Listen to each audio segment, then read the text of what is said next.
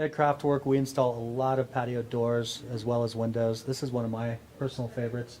This is the Simonton Inovo. This is their top-of-the-line patio door. It's got a lot of really neat features. We're going to shoot it from the outside to kind of show you some of the features that it has. At the bottom here, you can see it's got a fiberglass base. So it's a very strong fiberglass composite base. You've got vinyl construction on the door. You've got tempered glass, and this is double strength tempered glass. You've got argon gas between the two panes of glass. It's double pane glass. You've got low E on the glass as well.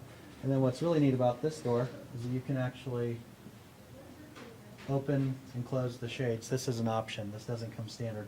But a lot of people like this because they can open and close, and the actual shades are in the middle of the glass, so they don't have to worry about cleaning them or anything else. This door has a keyed exterior lock. We're looking at this door from the outside.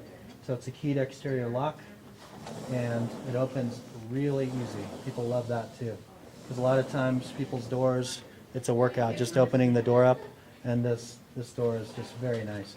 It's got seals all the way around, so it's very efficient. And then also what's nice about this door is the screen door closes and it actually locks from the inside, so you can lock the screen door.